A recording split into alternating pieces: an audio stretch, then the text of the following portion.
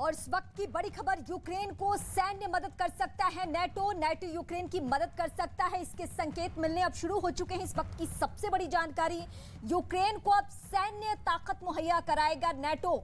इस बात की उम्मीद की जा रही थी, लेकिन अब स्टैंड बिल्कुल नाटो की तरफ से क्लियर है, सैन्य मदद दे सकता है।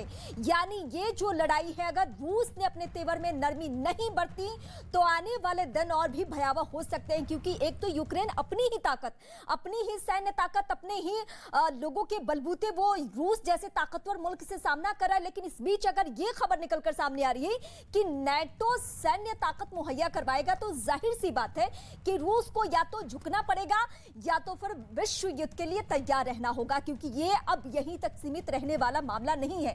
क्योंकि रूस के तेवर में अगर नरमी नहीं आती है, अगर वो बैठक के जरिए, बातचीत के जरिए समाधान नहीं निकालता है, तो जाहिर सी बात है कि आने वाले दिनों में पश्चिमी देश एकजुट हो चुके हैं। ये तस्वीरें इस वक्त आपके टीवी स्क्रीन पर है। ये तस्वीरें देखिए, तबाही की कहानी बयां करती ये तस्वीरें हैं। ये वो तस्वीरें हैं जिसके जरिए पता चल रहा है कि कैसे तबाही मची हुई है। तो डंके की चोट पर आज सबसे बड़ा सवाल यही है कि वक्त युद्ध के बाद अब परमाणु युद्ध की नौबत क्या आ चुकी है। यूक्रेन और रूस के बीच चल रहे युद्ध का आज 5वां दिन है, लेकिन युद्ध थमने के बदले बढ़ता ही जा रहा है और नौबत परमाणु युद्ध की आ चुकी है। रूस ने परमाणु हमले को अंजाम देने को लेकर अपनी जो सेना है, अपनी जो सैन्य ताकत है, उसको अलर्ट कर दिया है, जिसके बाद परमाणु युद्ध की आशंका बढ़ चुकी है। पुतिन ने इसके लिए भी नाटो को ही जिम्मेदार ठहराया, दो टूक कह दिया कि नाटो की वजह से हम ये कदम उठा रहे हैं। इस बीच रूस और यूक्रेन के बीच बेलारूस में लंबी बातचीत की शुरुआत हो चुकी है, यानी तकरीबन 1 घंटे से दोनों पक्षों के बीच बातचीत जारी है। पूरी दुनिया की निगाहें इस बातचीत पर है। उम्मीद की जा रही है कि दोनों देशों में बातचीत से कुछ न कुछ हल जरूर निकलेगा। बातचीत के साथ ही रूस लगातार आगे बढ़ने के दावे कर रहा है। अब एक एक करके हम बातचीत के टेबल की तस्वीरें दिखाने के साथ साथ आपको अब वो तस्वीरें भी दिखाएंगे, जिससे आपको पता चलेगा कि 5 दिन में अभी तक क्या क्या हुआ है। रूस का दावा है कि जल्द ही वो यूक्रेन की राजधानी कीव पर कब्जा कर लेगा।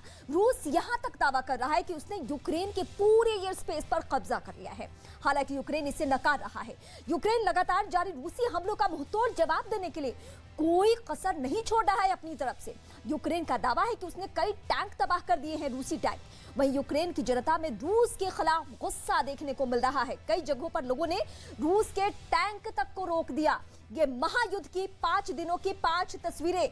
अब देखिए आपके टीवी स्क्रीन पर आप जो तस्वीरें देख रहे हैं, रूस जिसकी ताकत से हर लोग हैरान हो जाते हैं, यहाँ पे यूक्रेनी नागरिक ये सभी बधाई के पात्र हैं। इस लिहाज से क्योंकि अगर सामने रूसी सेना हो और सामने टैंक हो, फिर भी हिम्मत के साथ, दिलेरी के साथ ये आगे बढ़ रहे हैं और सीधे सीधे रूसी टैंक को रोक दिया गया है। ये किसी यूक्रेनी फौज ने नहीं, यूक्रेनी सेना ने कदम नहीं उठाया, बल्कि आम लोगों ने कदम उठाए हैं। एक एक उसके पार्ट्स भी वहां से ले जाए जा रहे हैं। इस तरीके की भी तस्वीरें सामने आ रही है। और अगर युद्ध के मैदान में 5 दिनों से यूक्रेन डटा हुआ है, तो अपनी सैनिकों और इसी दिलेर जनता के लिए और इन्हीं के बदौलत भी, क्योंकि जिस दिन एक भावुक अपील करते हैं जेलेंस्की यूक्रेनी राष्ट्रपति की, आप भी आ सकते हैं, हम आपको हथियार मुहैया कराएंगे, आप अपनी देश की सुरक्षा के लिए लड़ सकते हैं, तो लोगों ने बिना वक्त जाया किए सीधे सीधे युद्ध के क्षेत्र में, युद्ध के मैदान में, युद्ध की बनभेड़ी बजने के दौरान ही वो सभी कूद पड़े और अपने मुल्क को पिछले 5 दिनों से बचा रहे हैं। और किससे बचा रहे हैं? उस रूस से जो कि अपनी ताकत के लिए जाना जाता है, जो अपनी सैन्य ताकत के लिए जाना जाता है। दुनिया के इतिहास में अगर आप लिस्ट उठा के देखेंगे सैन्य ताकत के लिस्ट में, तो अमेरिका के बाद रूस वो दूसरा देश आता है। और एक एक करके डंके की चोट पर आज सवाल तो हम पूछ ही रहे हैं, आज दुनिया को लेकर सवाल पूछ रहे हैं। और इस वक्त हमारे साथ जो मेहमान जुड़ रहे हैं, उनका सबसे पहले मैं परिचय करवा दूं आपको। एम्बेसडर गुरजीत सिंह पूर्व राजनयिक हैं इस वक्त मेरे साथ। Major general AGB जैनी defence expert है। कमांडर जीजे सिंह ये भी डिफेंस एक्सपर्ट है। आप सभी का बहुत स्वागत है। सबसे पहले मैं एम्बेसडर गुरजीत सिंह सर आपके पास में आती हूँ।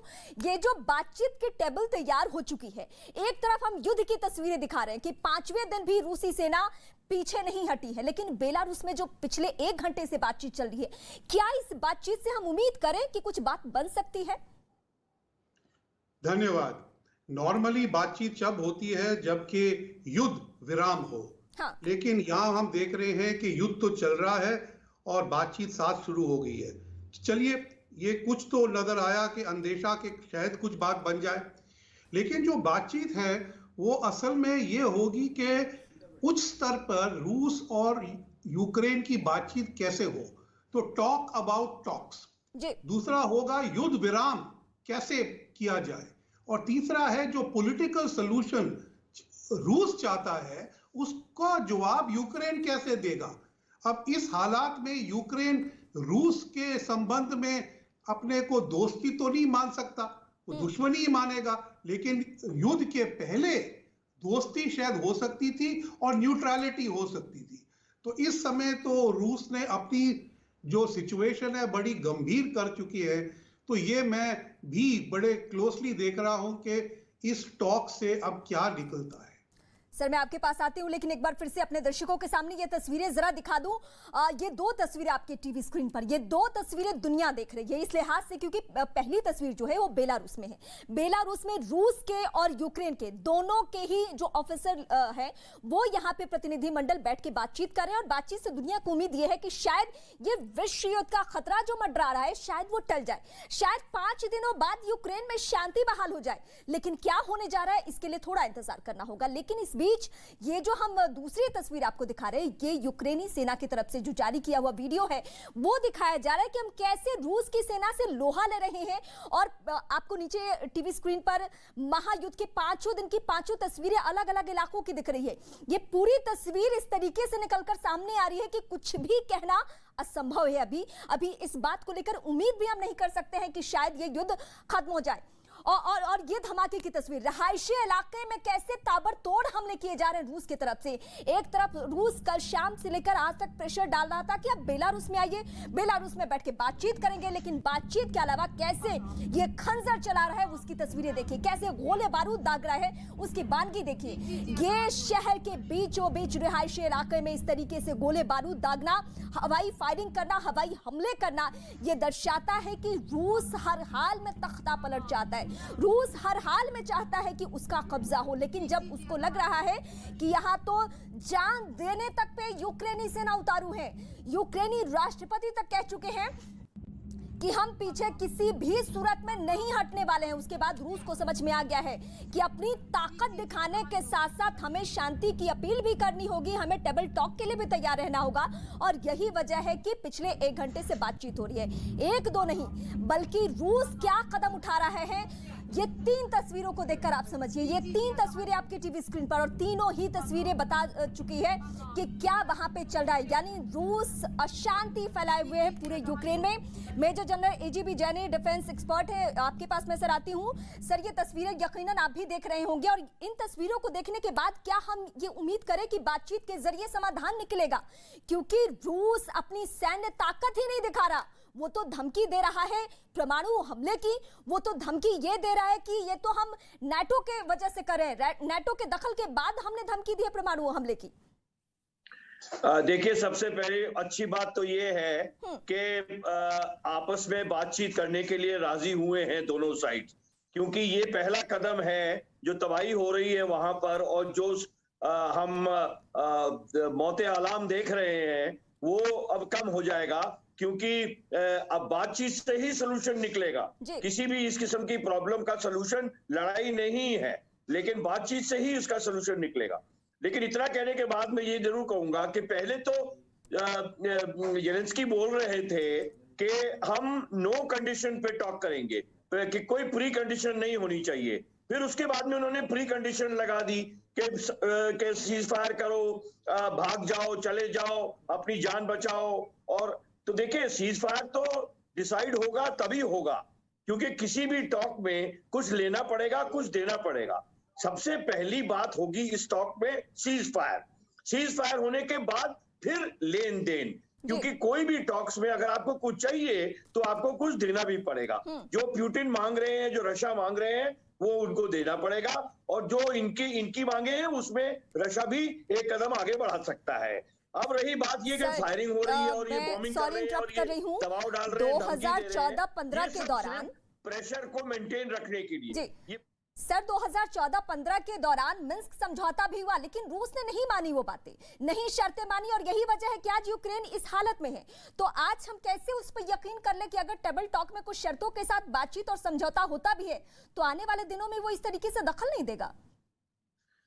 देखिए, अगर ठीक नहीं मानते हैं, कोई भी एक साइड अगर लेन देन में नहीं मानती है तो फिर ये लड़ाई चलती रहेगी और उसमें यूक्रेन का ही नुकसान है। क्योंकि अगर आप तुलना देखें रशियन की डिफेंस फोर्सेस की और यूक्रेन के, तो 1/8 1:8 का रेशियो है। उनके रशियन फोर्सेस को हमें अंडर एस्टिमेट नहीं करना चाहिए। इतनी भारी फौज, इट इज लाइक अ जैगरनॉट, एक सुनामी के माफिक वो लोग आए हैं यूक्रेन में, तो वापस जाने के लिए नहीं आए हैं। जो ज़ेलेंस्की बोल रहे हैं कि आप वापस जाओ, आप सरेंडर कर जाओ, आप अपनी जान बचा के चले जाओ, वो इसके लिए नहीं आए थे इतना मेहनत करके, इतनी फोर्सेस लेकर। तो कुछ लेने के लिए आए हैं। ज़ेलेंस्की को वो देना पड़ेगा और जब वो देंगे, एग्री करेंगे, तो हो सकता है कि रशिया की तरफ से भी इनके लिए, क्योंकि देखिए एक चीज बड़ी जरूरी बात है याद रखना कि प्यूटिन कभी भी यूक्रेन के ऊपर में कब्जा नहीं करना चाहते थे। उनका कभी भी मकसद ऑक्यूपेशन नहीं था। उनका मकसद था कि भाई यहाँ पर जो है आप नेटो में मत ज्वाइन करो, और वो रिजीम चेंज चाहते हैं क्योंकि ज़ेलेंस्की एंटी प्यूटिन है, एंटी रशियन है, प्रो नेटो है। वो नहीं चाहते कि नेटो की पावर जो है वो उनके बॉर्डर के साथ आके। बिल्कुल, सारा विवाद सर नेटो को लेकर ही है। लेकिन इसी बीच बड़ी खबर हम अपने दर्शकों को बता दें, खार्किव में भीषण जंग जारी है। वहां की तस्वीरें दिखाएंगे। औद्योगिक इलाके में भीषण बमबाजी की गई है। रूस की सेना ने बम गिराए हैं। सोचिए जरा, एक तरफ टेबल टॉक, दूसरी ओर बम गिराए जा रहे, बम बरसाए जा रहे। पूरे शहर को किस तरीके से, किस हालत में पहुंचा दिया गया। ये तस्वीर एक बार फिर से आपकी टीवी स्क्रीन पर। हवाई हमले को लेकर आज 4 शहरों को अलर्ट किया गया था। लोगों को यह कहा गया था, आम नागरिकों को, कि आप अपनी घरों में ही सुरक्षित रहिए, बंकर पहुंच जाइए, क्योंकि रूस की सेना हमला कर सकती है, हवाई हमला करेगी। और वो हमला शुरू हो चुका है। खार्किव की ये तस्वीरें हम आपको दिखा रहे हैं। 2 शहर सबसे ज्यादा टारगेट पे हैं, ये खार्किव और क्यू का इलाका। राजधानी क्यू के जरिए वो चाहते हैं कि पूरे देश पे हुकूमत करे, तख्ता पलट करे। लेकिन क्या ये संभव है?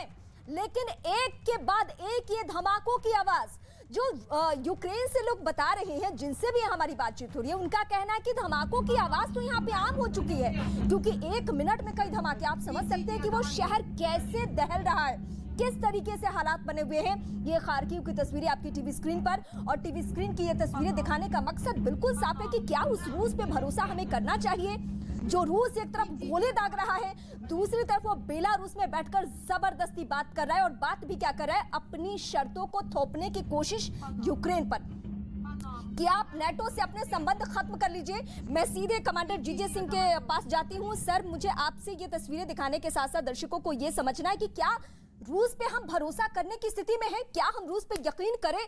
जो गोले दाग रहा हो, जो गोले बरसा रहा हो, वो बेलारूस में बैठ के बात भी कर रहा है।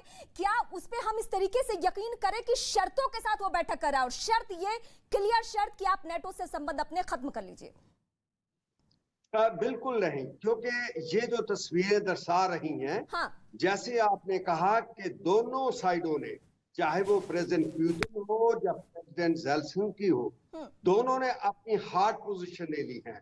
दोनों के तेवर सख्त हैं, दोनों की जो एक गर्ब है वो सख्त है, और डू एंड और डाई की फाइट है ये। एक तरफ तो पुतिन की जो छवि है दुनिया के अंदर, वो बिल्कुल खराब हो चुकी है, क्योंकि जो उसने कैलकुलेशन की थी कि 2 दिन के अंदर वो जो यूक्रेन की आर्मी है और उसके प्रेसिडेंट उसको घुटनों पे ले लेगा, वो फेल हो चुकी है। और साथ में जिस तरीके से प्रेसिडेंट ज़ेलेंस्की ने अपने लोगों का मनोबल, उनको मोटिवेट किया है कि आप लड़ेंगे, वो एक दाद देने वाली बात है, एक उस पे लोगों के लिए वो एग्जाम्पल है।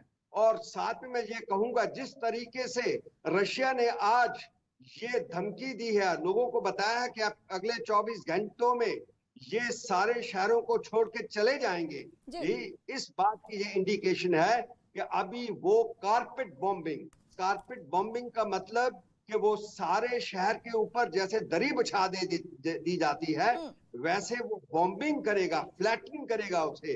तो इस वजह से ही, इस धमकी से, और साथ में इसको मैं जोड़ूं, जिस तरह पुतिन साहब ने अपने न्यूक्लियर फोर्स को हाई अलर्ट पे कर दिया है, और साथ में नेटो भी अभी जाग चुका है। आप देखेंगे अगले 24 घंटे के अंदर नेटो फोर्सेस ने अगर कोई एक्शन नहीं लिया तो आप देखेंगे ये लड़ाई जो है एक तरफा हो जाएगी। तो मेरा ये मानना है कि बहुत जल्दी नेटो अपने जिसे कहते हैं PGM precise guided missile systems के साथ जो उसने यूक्रेन को भी दे रखे हैं, जिसकी हेल्प से, अब जिसे प्रिसाइज एमुनेशन कहते हैं हमें, गाइडेड एमुनेशन, उसके साथ बहुत नुकसान पहुंचाया रशिया को। और हो सकता है होगा ये, आप देखेंगे, क्योंकि नेटो भी पीछे बैठने वाला नहीं, क्योंकि उसने न्यूक्लियर की धमकी दी है, साथ में कारपेट बॉम्बिंग की धमकी दी है।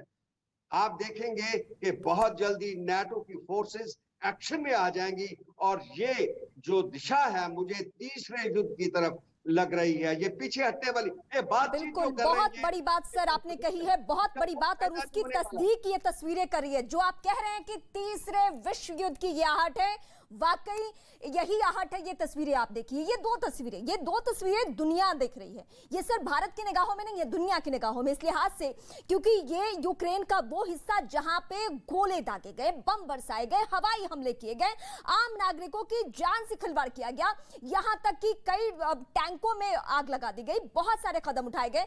दूसरी ओर क्या हो रहा है, वो रूस जो पीछे हटने को तैयार नहीं है, वो बेलारूस में कल से लेकर आज तक प्रेशर करके बातचीत कर रहा है, और वो भी अपनी शर्तों के साथ। जब जेलेंस्की ने कहा कि हम यहां नहीं जाएंगे, बेलारूस ने ये सीधे सीधे अनाउंस कर दिया है। उसने कहा है कि हम तो सैन्य ताकत अब मुहैया करवाएंगे। अब ऐसी धरती पे जाके बातचीत करना, हालांकि वो भी चाहते हैं कि उनके देश में शांति हो जाए। एम्बेसडर गुरजीत सिंह सर, मैं आपके पास आती हूं। ये तस्वीरें दिखाने का मकसद ये है कि आप देखिए देश में, दुनिया में क्या हो रहा है और दुनिया की निगाहें क्यों इन तस्वीरों पे है। लेकिन सर, मुझे आपसे ये समझना है, अगर जबरदस्ती ही सही, अगर शर्तों के साथ ही सही, अगर परमाणु हमले की धमकी देने के साथ ही सही, अगर टेबल टॉक के लिए तैयार हो रहा है रूस या बैठा हुआ है, बातचीत कर रहा है, तो क्या हम माने कि तेवर में थोड़ी सी नरमी, क्योंकि पश्चिमी देशों ने सीधे सीधे कह दिया है कि वो यूक्रेन का साथ देंगे सैन्य ताकत के जरिए भी। मैं 3 बिंदु पे आपका ध्यान लाना चाहता हूं। पहला, कृपा करके इसे विश्व युद्ध का नाम ना दें। हाँ। विश्व यूरोप से बहुत बड़ा है, आप इसको यूरोपियन युद्ध ही समझे, क्योंकि हमारे एशिया में और अफ्रीका में कई युद्ध हो रहे हैं, लेकिन इतना भीषण युद्ध नहीं हो रहा है और ना ही होने वाला है इसके कारण। दूसरी बात है कि हर जंग का मकसद एक बातचीत ही होता है, लेकिन उस बातचीत में किसका पलड़ा भारी है वो जंग से तय करना चाहते हैं, खासकर रूस। लेकिन अभी आप देखेंगे कि जो ये बातचीत हो रही है, इसमें रूस बमबारी और करेगा अभी, और जो यूक्रेन है वो अपनी ज्यादा दृढ़ता से अपना डिफेंस करेगा, क्योंकि वो बातचीत में एक दूसरे की स्ट्रेंथ को गेज कर रहे हैं। और सर, इस बीच में आपको रोकूंगी। चाइना ने अपील की है, रूस और यूक्रेन से जुड़ी हुई इस वक्त की सबसे बड़ी खबर, दोनों ही देशों से शांति बनाए रखने की अपील की है। पुतिन के परमाणु अलर्ट पर चीन का इस वक्त बयान सामने आ चुका है। चीन ने सभी से धैर्य रखने की अपील की है। आप देखिए, चीन भी शर्तों को मानता नहीं है, किसी संधि को नहीं मानता, किसी नियम को नहीं मानता, किसी अंतर्राष्ट्रीय कानून को लेकर भी उस तरीके से संजीदगी हमने उसकी देखी नहीं है। लेकिन जब परमाणु बम गिराने और उसके इस्तेमाल की बात रूस ने कर दी है, उसके बाद चाइना भी अपील कर रहा है कि अभी दोनों ही देशों को धैर्य रखने की जरूरत है। धैर्य रखने की अपील की गई है। गुरजीत सिंह सर, मैं आप ही से ये सवाल वापस लूंगी कि ये चाइना का ये स्टेटमेंट क्या दर्शाता है सर? देखिए, जब ये यूक्रेन की एक क्राइसिस बन रही थी तो ये लग रहा था कि रूस और चीन की अच्छी गांठ बंधी हुई है, जो बीजिंग ओलंपिक्स के पहले दिन पुतिन जी समिट में नजर आई थी जी। लेकिन जब से ये रूस ने हमला कर दिया है, चीन उनकी पूरी तरह समर्थन नहीं कर रहा है और ऐसे धैर्य और जंग ना हो, नॉन वायलेंस, ये रूल्स, ये सब बातें कर रहा है। तो अब ये नहीं समझ रहा है, जैसे कि यूक्रेन को नेटो ने आगे बढ़ा दिया, तो क्या चीन ने नेटो को वहां जकड़ने के लिए रूस को आगे डाल दिया है बेट की तरह? ये बात को समझ नहीं आ रही है। लेकिन ये स्पष्ट है कि चीन रूस के साथ संधि पूर्वक अभी अपना रुख नहीं दिखा रहा है, तो वो भी धैर्य बोल रहा है। चीन अपने आप को एक जिम्मेवार शक्ति की तरह दिखाना चाहता है, और संयुक्त राष्ट्र सुरक्षा परिषद में भी चीन ने रूस का साथ नहीं दिया दोनों बारी। उसने एब्सटेन किया भारत की तरह, यूएई की तरह। हाँ, तो एशियन कंट्री सब एब्सटेन कर रही है। सर मैं आपके पास आती हूँ, एक बार फिर से मैं दर्शकों को जरा ये तस्वीर दिखा दूं, बड़ी बातें अभी तक बता दूं। चीन की बातें तो हम कह रहे हैं कि चीन भी अब धैर्य की अपील कर रहा है, लेकिन ये देखिए जलते हुए शहर की तस्वीर देखिए। आप ये जलते हुए शहर की तस्वीर जब देखेंगे तो आपको अंदाजा होगा कि वहां रहने वालों के ऊपर क्या गुजर रही होगी। एक जिंदा शहर को मलबे में तब्दील कर दिया गया है, और ये किसने किया है? ये उस रूस ने किया है जिसके तेवर में नरमी नहीं बल्कि शुरुआती दिन से लेकर आज तक सिर्फ और सिर्फ तलखिया इस तरीके से, तेवर इस तरीके से पुतिन का। पुतिन शुरुआती दिन ही कहते हैं जब युद्ध करने वो पहुंच गए, जब उन्होंने हमला करना शुरू कर दिया तो पश्चिमी देशों को लिखकर कहा कि अगर किसी पश्चिमी मुल्क ने अगर दखल दिया तो परिणाम भुगतने के लिए तैयार है। उसके बाद क्या होता है, हर दिन हमने देखा कि अलग अलग शहरों को टारगेट किया गया, और ऐसे करते करते एक दो दिन नहीं, युद्ध में यूक्रेन को आज संघर्ष करते हुए उसके सैनिकों को, उसके आम नागरिकों को 5 दिन गुजर चुका है। टीवी स्क्रीन पर 2 तस्वीरें, एक पहली तस्वीर जो है आप देखिए शहर किस हाल में है, किस सूरत में है, दूसरी तस्वीर भी उसी तरीके की, लेकिन रिपोर्ट जो हम आपको दिखा रहे हैं, युद्ध रिपोर्ट जो दिखा रहे हैं, वो 5वें दिन किस हालत में है ये शहर, ये आपको बानगी के तौर पे, और आप इसको देखकर ही समझ सकते हैं कि आने वाले दिन अगर शांति की तरफ ये दोनों ही मुल्क नहीं बढ़ते हैं, यूक्रेन और रूस, तो बहुत खतरनाक साबित होने वाला है। मैं एजीबी जैनी के पास जाती हूं, मेजर जनरल है, डिफेंस एक्सपर्ट। सर मैं आपके पास आती हूं। जैनी सर, ये जो तस्वीरें आप लोग भी लगातार देख रहे हैं, रक्षा एक्सपर्ट हैं, आपने बहुत देखा है ऐसी तस्वीरों को, लेकिन क्या फर्क महसूस हो रहा है आज जो ऐसे 2 मुल्क जो सीमाएं लगती है लेकिन कट्टर दुश्मन और कट्टर दुश्मनी भी इस तरीके से कि बातचीत को तैयार भी है, लेकिन लगता नहीं है कि समाधान निकलेगा? देखिए, जो ये फायरिंग वगैरह हो रही है और ये जो टैंक्स जला रहे हैं, बॉम्बिंग हो रही है, ये रशिया का मकसद है प्रेशर को मेंटेन रखना, दबाव को मेंटेन रखना, क्योंकि अभी तक सीज फायर का तो ऐलान हुआ नहीं है। हाँ। टॉक शुरू हुई है, टॉक्स में सीज फायर के ऊपर तो कोई समझौता हुआ नहीं है। तो रशिया चाहता है कि भाई वो हावी रहे, दबाव बना रहे, प्रेशर बना रहे, ताकि के वो यूक्रेन की जो लीडरशिप है उनको मजबूर कर सके अपनी मांगों को मानने के लिए। तो ये इसलिए ये बॉम्बिंग वगैरह चल रही है। आज अगर वो एग्री कर जाते कि सीज फायर होगा तो फिर ये बॉम्बिंग वगैरह रशिया बंद कर देगा। लेकिन मैं सबसे पहले वक्ता के पास जे सिंह साहब के सर मैं आपके पास आती हूँ। इस बीच एक और बड़ी खबर हम अपडेट कर दें। ज़ेलेंस्की की यूएस से अपील, क्या अपील किए हुए हम आपको बताते हैं। यूक्रेन को ईयू में शामिल किया जाए, ये अपील की है। यानी बातचीत भले कर रहे हैं यूक्रेनी राष्ट्रपति, लेकिन वो रूस को लेकर उनके जहन में कोई नरमी नहीं और होनी भी नहीं चाहिए, क्योंकि जिस तरीके से यूरोपियन यूनियन में शामिल किया जाए यूक्रेन की सीधी सीधी ये मांग और ये अपील की जा रही है कि जल्द यूरोपियन यूनियन में शामिल किया जाए। इस वक्त कमांडर जीजे सिंह सर मेरे साथ हैं। सर मैं आपसे यही पहलू समझना चाहूंगी, मेरे दर्शक भी जानना चाहेंगे कि यूरोपियन यूनियन में शामिल होने की इस अपील के पीछे क्या मकसद है। हम सीधे सीधे मान लें कि ये लड़ाई पे भी इसका असर होगा, क्योंकि रूस तो बिल्कुल नहीं चाहेगा कि यूक्रेन इस तरीके से आगे बढ़े। यूक्रेन यूरोपियन यूनियन में दाखिल होता है तो पहली बात तो ये होती है कि उसकी ताकत बढ़ती है, क्योंकि ये दुनिया के जितने शक्तिशाली इकोनॉमिकली हो या मिलिट्री हो, मिलिट्री और इकोनॉमिकली ये ताकतवर 30 देश हैं। अगर दुनिया का जो ओपिनियन स्विंग होता है तो इन्हीं की वजह से होता है, ना कि जो country like Bangladesh, Nepal, Burma और ये श्रीलंका हुआ या बोट्सवाना, अल्जीरिया, मोरक्को, छोटे छोटे जो देश है जिनके पास ना इकोनॉमिक पावर है ना उनके पास कोई मिलिट्री है।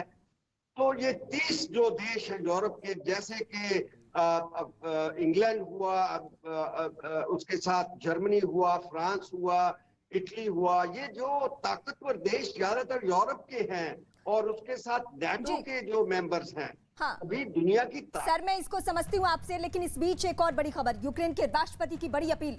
जेलेंस्की ने दुनिया भर से अपील की है। इस वक्त की सबसे बड़ी खबर, रूस के खिलाफ सेना बनाने की अपील की गई है।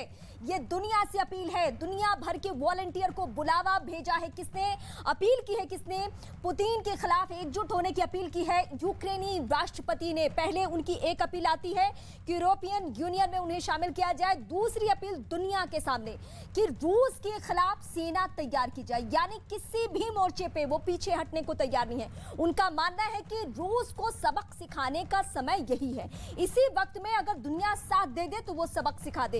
ये जो बातचीत हो रही है, उस बातचीत से अब एकदम आप ना उम्मीद हो जाइए, क्योंकि समाधान निकलने के कोई आसार नहीं है। ना रूस के तेवर में नरमी, ना यूक्रेन के तेवर में नरमी, क्योंकि बीते 5 दिनों में जो जख्म दिए हैं रूस ने यूक्रेन को, वो भुलाए नहीं भूलने वाली बातें हैं। और यही वजह है कि अब यूक्रेनी राष्ट्रपति दुनिया से भी मदद मांग रहे हैं, नेटो से भी मदद मांग रहे हैं। उन्होंने तो भारत से भी मदद मांगी और सब जगह अपील करके वो चाहते हैं कि उस रूस को सबक सिखाया जाए जो अपनी सैन्य ताकत के बदौलत वो चाहता है कि यूक्रेन को अपने काबू में कर ले, अपने कब्जे में कर ले, अपने प्रभाव में कर ले, वहां तख्ता पलट कर दे, कई टुकड़े करने की कोशिश। और आपको याद होगा युद्ध के पहले ही उसने क्या किया था, 2 प्रांतों को 2 मुल्क स्वतंत्र मुल्क घोषित कर दिया था। ये रूस का कदम था, जहां रूसी विद्रोही हमेशा से हैं जो यूक्रेन के प्रभाव में बिल्कुल नहीं रहते हैं। इस वक्त की ये बड़ी खबर हम आपको अपडेट कर रहे हैं और 3 तस्वीरें आपकी टीवी स्क्रीन पर हैं।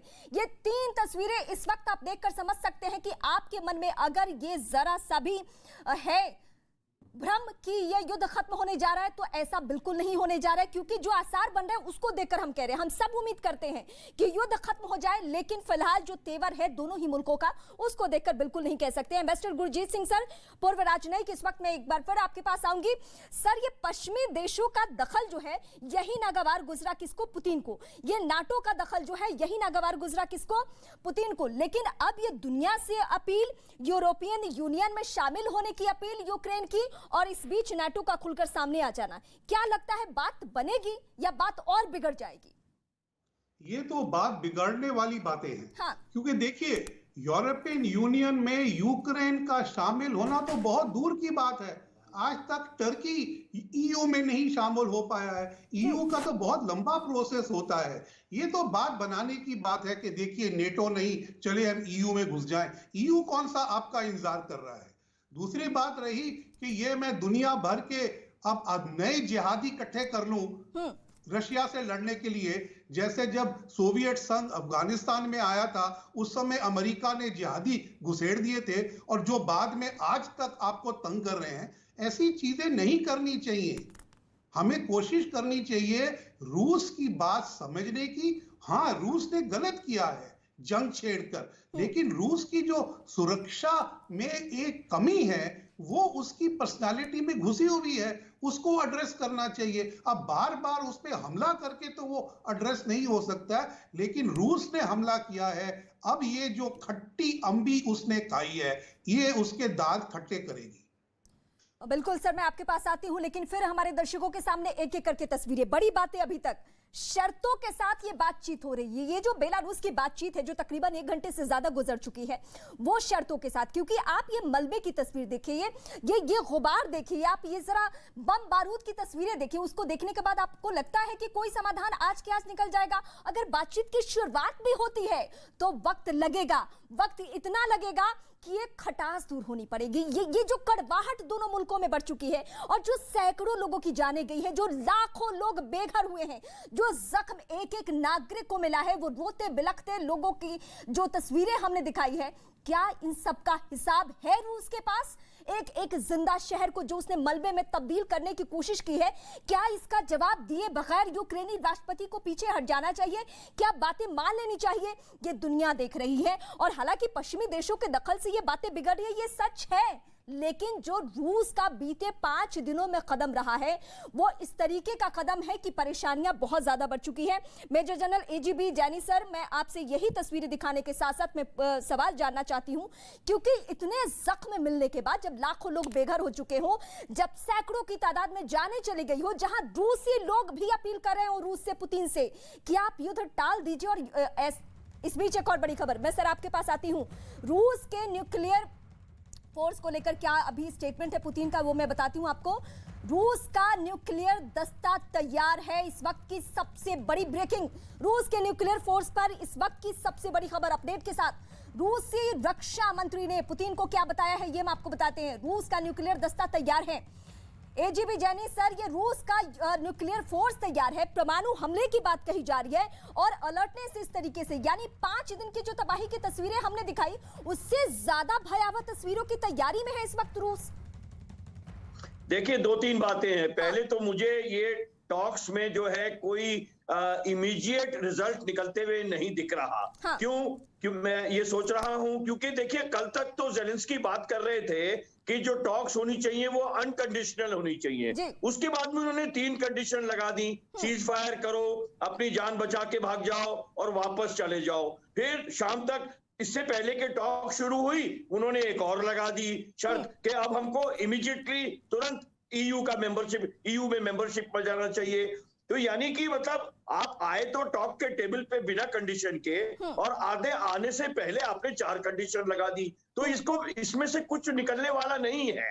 अब दूसरी रही ये रशिया की न्यूक्लियर तैयारी, जो आप लास्ट ब्रेकिंग न्यूज में बता रहे थे। हाँ। अहम न्यूज बता रहे थे। देखिए न्यूक्लियर वेपन्स जो होते हैं ये वेपन्स ऑफ डिटेरेंस होते हैं, ये डराने वाले वेपन्स होते हैं, हड़काने वाले वेपन्स होते हैं कि समझ जाओ नहीं तो हम इनको यूज करेंगे। 1947 से लेके आज तक ऐसी सिचुएशन हो चुकी है।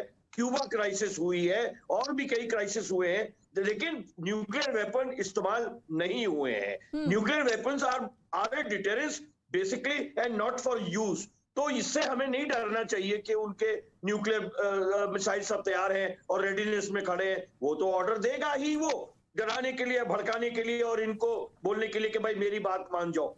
2 सीधी सी बातें हैं, वो चाहते हैं भाई आप नेटो में मत शामिल हो, दैट इज इट। और एक बात जरूर है जो आपको जानना बहुत जरूरी है, वो ये कि देखिए यूक्रेन नेटो का अंदर शामिल होना एक बेसिक क्राइटेरिया है कि आपके सह जमीन पर कोई क्राइसिस नहीं होना चाहिए, कोई कॉन्फ्लिक्ट नहीं होना चाहिए, तब आप नेटो में शामिल हो सकते हो। यहां तो यूक्रेन में अंदर, उनके घर के अंदर में क्राइसिस हो रहा है। अब जो सर हालात बन गए हैं उसके बाद विकल्प बचता भी है क्या यूक्रेन के पास? लेकिन टीवी स्क्रीन की तस्वीरें दिखाने के साथ साथ ये जरा तस्वीर देखिए, ये इस वक्त की सबसे ताजा तस्वीर है। ये तस्वीर देखिए, एक म्यूजियम की तस्वीर, ये जलते हुए घर की तस्वीर, ये इलाके की तस्वीर देखिए।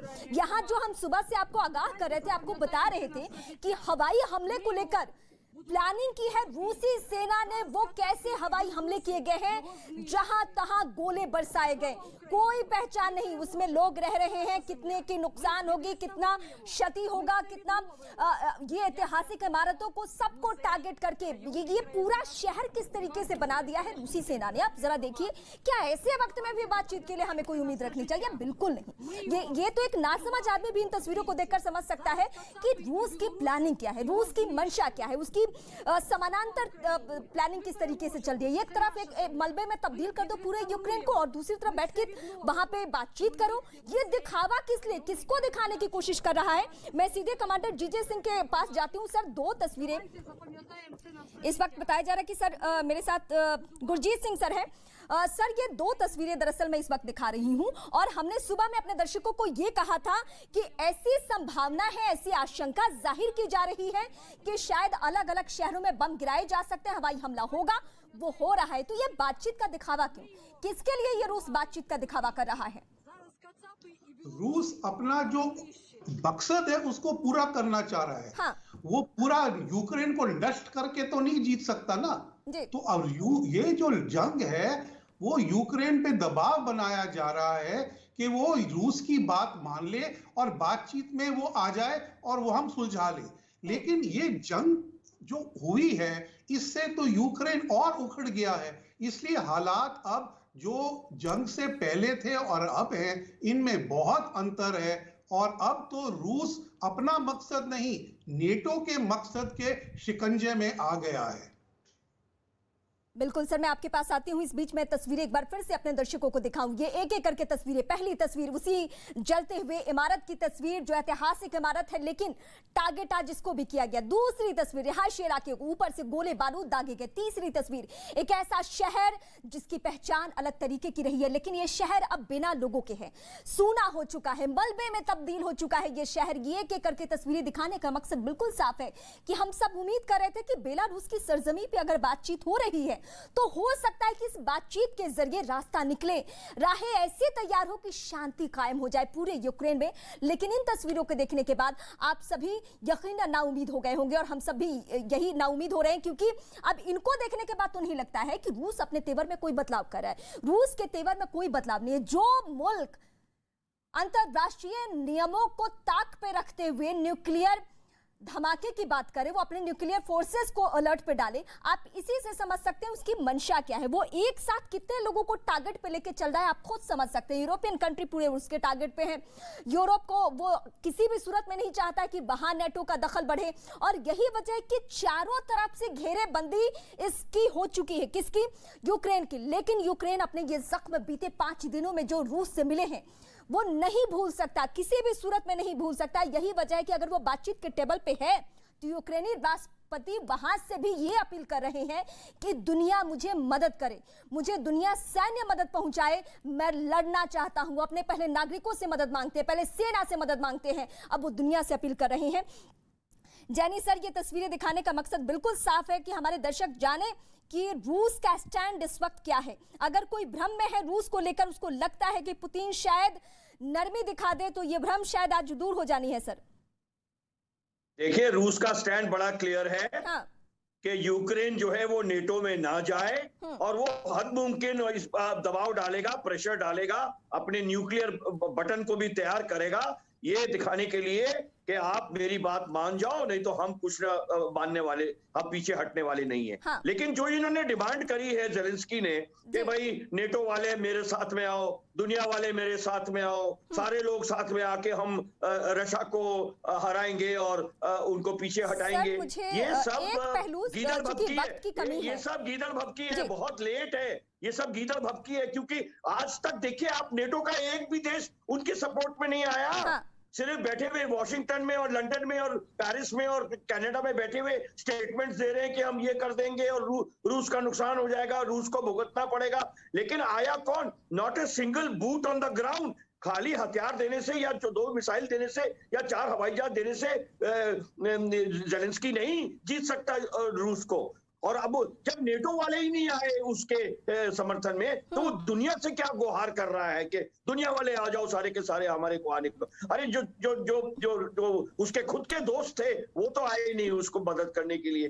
तो पहले तो आप कंडीशन, अनकंडीशनल टॉक्स करना चाहते हो, उसके बाद 4 कंडीशन लगा देते हो, इमीडिएटली आप EU का में। ये सोच क्या रहे हैं जेलेंस्की साहब? ये I think he is gone of his rocker.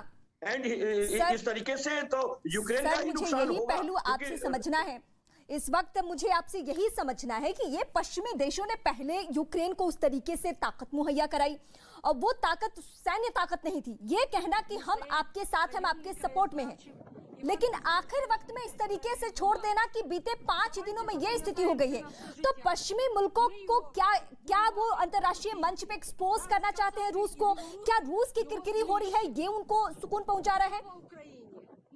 पश्चिमी देशों का कोई मकसद नहीं है। उन्होंने इसको भड़का दिया, उन्होंने इसको गुमराह कर दिया, यूक्रेन को चढ़ा दिया बम्बू पे कि भाई ठीक है हम तुम्हारे साथ में हैं, तुम ये करो, हम रशिया को नुकसान पहुंचाएंगे, रशिया को भुगतना पड़ेगा, रशिया को ये बहुत भारी पड़ेगा हमला अगर करेंगे। और अल्टीमेटली उन्होंने कुछ नहीं किया। आज के दिन अगर आप 4 हथियार, 2 हवाई जहाज, 3 मिसाइल और 5 बम भेज देते हैं, देखिए एक डिफेंस सिस्टम में खाली हथियार बाहर से आ जाना, नेटो के देशों से यूक्रेन में हथियार आ जाना काफी नहीं है, इसमें इंटीग्रेशन करना पड़ता है। डिफेंस सिस्टम्स को इंटीग्रेट जब तक आप नहीं करेंगे तब तक आप कोहेसिव लड़ाई नहीं लड़ सकते। खाली मेरे घर में आप आज 25 हथियार भेज दीजिए। हमें वक्त देने के लिए बहुत शुक्रिया, लेकिन जाते जाते मैं अपने दर्शकों को ये तस्वीर जरा एक बार फिर से ब्रीफ करूं। ये टीवी स्क्रीन की 3 तस्वीरें आप देखिए, ये महायुद्ध की तस्वीरें हैं, ये उस युद्ध की तस्वीरें हैं जिसमें सैकड़ों जानें अभी तक जा चुकी है, लाखों लोग बेघर हो चुके हैं, वो अपना मुल्क छोड़कर दर दर की ठोकर खाने को मजबूर हैं इन्हीं तस्वीरों की वजह से, क्योंकि उनको रूस का प्रभाव मालूम है। उन्हें मालूम है कि रूस ने वक्त वक्त पे किस तरीके से यूक्रेन के टुकड़े करने की प्लानिंग की है और रूस प्रभाव वाले लोग यहीं बैठे हुए हैं, उन्हीं की वजह से आज यूक्रेन जल रहा है। फिलहाल डंके की चोट पर इतना।